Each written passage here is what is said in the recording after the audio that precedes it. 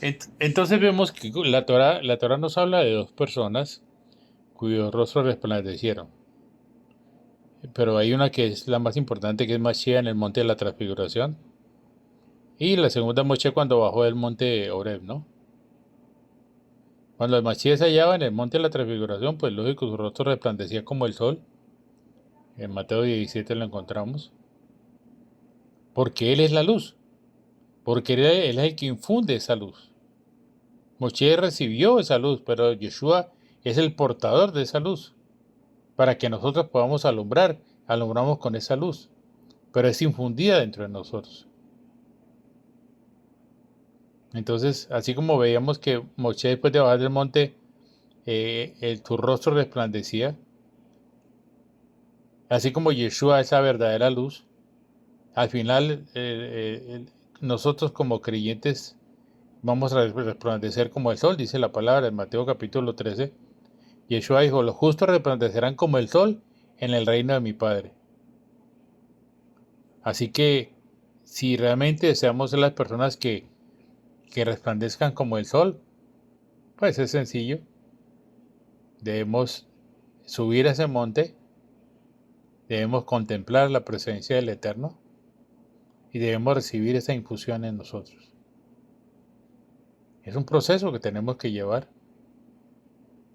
Es un proceso que llevamos nosotros. Esa luz vino a nosotros en la fiesta de Pesa. Esa luz se manifestó en la fiesta de las primicias. Esa luz se reveló de una manera sobrenatural, espiritual, en la fiesta de Shavuot. Y esa luz se continuará resplandeciendo al final de todas las fiestas, que es la fiesta de Sukkot. Y al octavo día de la fiesta de Sukkot, que es Shmini Hatzeret.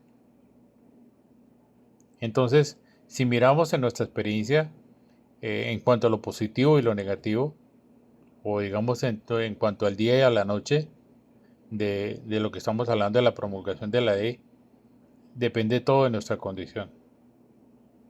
No es la ley, no es la Torah misma, sino si somos como Yeshua, lógico, vamos a resplandecer, ¿sí?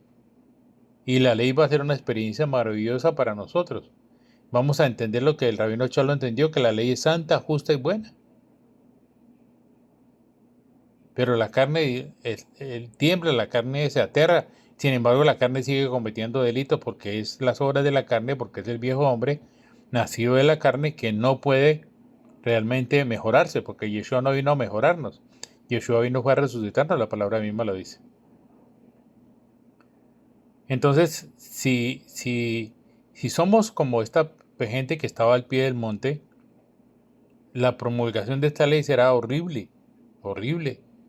Será aterradora nuestra experiencia, claro. Para la carne es aterradora saber que la ley exige, que la ley demanda, que la paga del pecado es la muerte. Por eso la palabra dice que el hombre que es nacido de arriba no peca. Y entonces vemos que el hombre nacido de nuevo, nacido de arriba, pues para él la ley es es una experiencia maravillosa. ¿Sí? Entonces, si miramos, había tres tipos de personas al momento de dar esta ley en el monte. Ahí estaba Moshe, Yehoshua, que ya también aparecía ahí en la cima del monte, el pueblo al pie del monte y los que estaban en el monte adorando desde muy lejos. Entonces, como aquel que está en la cima del monte, como Moshe, él experimentó una especie de transfusión del Eterno, por eso su rostro resplandecía. Aquellos que están en el monte, pero no en la cima ni al pie, adoraban, sí, desde lejos, y los que estaban al pie de la montaña temblaban. Los que estaban abajo temblaban porque los truenos, los relámpagos, la voz tronante, el juicio, sentía que había juicio. Digamos que estos son digamos que hay estas tres clases de personas. Uno que manifiesta la infusión de la Torá o de la ley en el monte Oreb, que digamos que es el hombre espiritual. Aquellos que están en el monte, pero no encima ni al pie del monte, pero adoraban de lejos, es el hombre que va en un proceso de lo carnal a lo espiritual, que ya tiene un nivel de conocimiento de la palabra, que ya tiene una infusión en cierta manera. Y los que están abajo, que son los carnales, que todavía no tienen ninguna madurez espiritual, y lógico los mandamientos que exigen, que demandan que Él apague el pecado de la muerte. La pregunta sería entonces, dónde estamos cada uno de nosotros? Tenemos de hacernos la pregunta, ¿dónde estoy yo en este momento? ¿Estoy al pie del monte temblando por lo que los mandamientos dicen que demandan de mí? ¿Estoy en el monte adorando de lejos? ¿O estoy en la cima del monte siendo infundido con el elemento del Eterno? O sea, que esa luz se revele en mí, se manifieste en mí, crezca dentro de mí y termine por destruir al viejo hombre. Porque a veces nos complace lo que el viejo hombre hace y a veces no queremos que el viejo hombre se vaya, que el viejo hombre mengue. Pero es necesario que este viejo hombre mengue. Pero oye, Yeshua decía, venid a mí todos los que estéis trabajados y cargados, que os haré descansar.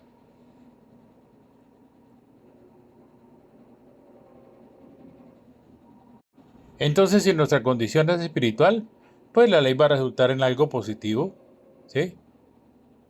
Pero si nuestra condición es carnal, pues la promulgación de la ley será negativa, ¿sí? Cada que miremos desde el punto de vista carnal, pues la ley exige, demanda, juzga, trae juicio. Por eso Yeshua tuvo que morir en el madero. Pues Yeshua, que vino a morir por nosotros, esa paga tenía que cumplirse. Pero gloria al Eterno porque Él murió, pero resucitó. Y hemos resucitado con Él y estamos sentados en lugares celestiales.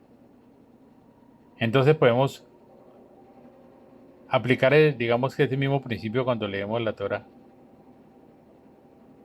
Entonces, en nuestra experiencia, la Torah puede ser eh, cada pasaje de la Torah, cada libro de la Torah, cada liyá de la Torah puede ser diurno, puede ser nocturno. Muchos creen de una manera supersticiosa que la Torah proporciona únicamente cosas buenas a los que la leen. Inclusive hay gente, he visto gente, por ejemplo, católica que coloca la Biblia, la abren, tienen una Biblia grandotas, la abren en el Salmo 23 y creen que por tenerla abierta en el Salmo 23 los va a proteger, que te reciben una protección porque en base a eso. Otra cosa son creyentes que también creen que porque escudriñan la palabra, leen la palabra, eh, que vuelven supersticiosos creyendo que al leer la palabra les va a proporcionar lo que necesitan. Generalmente la gente busca al Eterno en la palabra por lo que les da, no por lo que Él es. Entonces la intención de la persona es leer la escritura para que el Eterno les dé algo, hacer algo para que el Eterno les recompense. Entonces, cuando una persona acude a las escrituras, mm, pues lógico, si la palabra viene revelada, si la intención del corazón es buena y la palabra viene revelada por el Espíritu de Santidad, pues va a recibir algo positivo. Sí, que es la infusión de Yeshua en cada uno de nosotros. No obstante, mucha gente lee la Torah sin recibir ningún beneficio. Entonces, tanto los creyentes como las personas incrédulas, en realidad, lo que la Torah hace en sí es, eh, eh, los mata. ¿Sí? Que es el propósito de la Torah en el viejo hombre es matar al viejo hombre. Por eso el pueblo que salió de Israel, el Eterno lo mató en el desierto, porque es nacido de la carne. Y nació una nueva generación en el desierto que entró a la tierra prometida. Eso nos habla de un nuevo nacimiento, eso nos habla de un nuevo hombre, que es Yeshua en nosotros. Pero dice que hasta que lleguemos a la estatura del varón perfecto, conforme a la imagen de su Hijo. ¿Por qué? Porque fuimos engendrados de simiente incorruptible. ¿Cuál es la simiente? Pues la simiente de Yeshua en nosotros. ¿En dónde? En la fiesta de Pesas.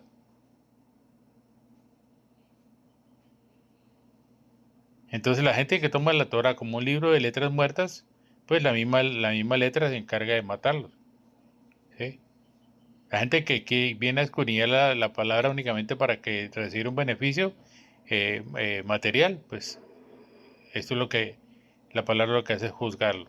porque la ley vino para juzgar la carne, al viejo hombre. Y esta ha sido la experiencia de muchos creyentes, ¿no? Incluyendo pastores, estudiantes de la Torá. Así que mucha gente es anulada, es muerta por la palabra. Y es necesario que la palabra cumpla ese propósito en lo que es de la carne. Así, entonces, así como la ley, la Torah es buena y también es espiritual, porque es un don del Eterno, la Torah no puede estar equivocada de ninguna manera. La Torah es verdad, porque es Yeshua. Todo lo que sale de la boca del Padre es verdad. Y nos trae libertad, porque es el nuevo hombre, el que es libre. El viejo hombre es esclavo, el nuevo hombre es libre. Entonces, para aquellas personas que tienen una condición carnal, pues lógico, la Torah se convierte en un libro nocturno. Entonces podemos ver que nuestra condición espiritual, y no la Torah, nuestra condición espiritual es la que determina si estamos en la luz o estamos en las tinieblas. Porque el propósito es que el nuevo hombre sea el hombre de luz. El viejo hombre, el hombre de oscuridad, el hombre nocturno.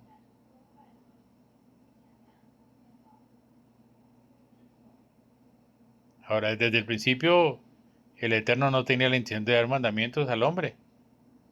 Cuando estaba en el huerto de Edén, lo único que hacía el Eterno es dialogar con Adán y Eva. El Eterno no quería que el hombre hiciera cosas por él, simplemente que disfrutara de todo lo que él había hecho para nosotros, para que lo disfrutáramos. Por eso él creó todo en 6 días y al final del sexto día creó al hombre. Si el Eterno hubiera querido que el hombre hiciera algo, lo hubiera quedado en el primer día y hubiera creado todas las cosas o hubiera esperado que el hombre ayudara a crear todo. No, él creó todo, hizo todo y formó todo para que nosotros pudiéramos disfrutar. Por eso después de finalizar el sexto día, viene el séptimo día, que es el Shabbat, donde se nos ordena que no tenemos que hacer ninguna cosa de las que hacemos durante toda la semana. Entonces cuando Él viene a nosotros y nos habla, Él no lo hace con la intención de que nosotros, eh, de darnos ciertos mandamientos que nos aprendamos y que guardemos. Por el contrario, lo que Él quiere en nosotros simplemente es infundirse en nosotros, para que Él viva dentro de nosotros, para que Él haga casa en nosotros, porque es lo que Yeshua dijo, vendremos y haremos morada en vosotros. Entonces, Él vive en nosotros, nosotros vivimos en Él, y Él vive en el Padre, y nosotros vivimos en Él y vivimos en el Padre. Que esto es espectacular. Entonces, cuanto más permanecemos en la presencia del Eterno, pues, lógicamente, más vamos a ser infundidos por Él, más vamos a hacer que Él se forje cada día más en nosotros, hasta que lleguemos a la medida que dijo el Rachabul, ya no vivo yo, mas Yeshua vive en mí, que ese es el propósito.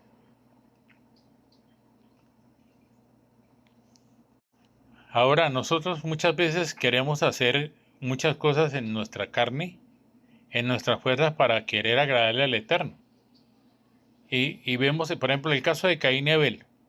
Caín trajo de los mejores de los frutos de la tierra, pero eso hablaba del esfuerzo personal, del sudor, del sacrificio que él hizo para poder cultivar todas esas ofrendas que él trajo. Y Abel trajo ¿qué? Caín trajo lo de su esfuerzo y Abel trajo un cordero y la sangre de ese cordero. ¿Cuál fue la ofrenda que recibió el Eterno con agrado? La ofrenda de Abel. Si nosotros lo miráramos con nuestros ojos carnales, diríamos no por la de Caín, porque la de Caín se preocupó en sembrar la tierra, en arar la tierra, en abonarla, en cultivar, en sacar lo mejor de los frutos y llevarla a la presencia del Eterno. Y el Eterno no la recibió con agrado. ¿Cómo así que el otro lo único que hizo fue matar un cordero y sacrificarlo y ya traerlo y eso fue lo grato? Precisamente lo que el Eterno nos está hablando es que Él no quiere ningún esfuerzo de la carne, del viejo hombre. No quiere ningún esfuerzo ni ningún sudor. Recuerde que la palabra sudor, por eso el sumo sacerdote tenía que usar calzoncillos de lino para que no sudara. ¿Por qué? Porque era una maldición. ¿Dónde estuvo la maldición? Cuando el Eterno le dijo a Adán, ganarás el pan con el sudor de tu frente y la tierra no te producirá nada. Espinas y abrojos te va a producir. Así que ganarás el pan con el sudor de tu frente. Entonces, el sudor significa maldición, el sudor significa trabajo, esfuerzo. Por eso la ofrenda de Caín no fue recibida, porque fue el esfuerzo. El Eterno no quiere que nos esforcemos. El Eterno quiere es que simplemente entendamos su palabra, desechemos al viejo hombre y le demos la oportunidad al nuevo hombre de crecer dentro de nosotros hasta que lleguemos a esta estatura. Entonces, eh, Moche, por ejemplo, el caso de Moche. Moche vio que el pueblo de Israel recibía malos tratos de parte de los egipcios, que estaban esclavizados. ¿Qué es lo que hace él? Él decía hacer algo porque había nacido con ese propósito, había algo en su corazón que decía que le había venido para cumplir un propósito, y es lo que nos sucede muchas veces. El Eterno nos ha creado con un propósito y eso viene en nuestro corazón, el hacer algo para Él, pero no hemos entendido, inicialmente pensamos que ese es el esfuerzo, que es los retiros espirituales, que es los cursos de teología, de filosofía, de hermenéutica, que es los liderazgos, que es cómo avanzar, cómo hacer que el espíritu descienda, cómo traer un avivamiento, una cantidad de cosas, hacer campañas para atraer a la gente, que las almas se están perdiendo. No, porque Yeshua dice, no fue que vosotros buscaste a mí, fue que yo os elegí a vosotros. Entonces lo que Él quiere es que nosotros manifestemos su gloria, que nosotros seamos esas lámparas, que Él coloca el aceite, Él coloca el fuego, Él coloca la luz, pero Él quiere que nosotros seamos esas lámparas portadoras de esa luz.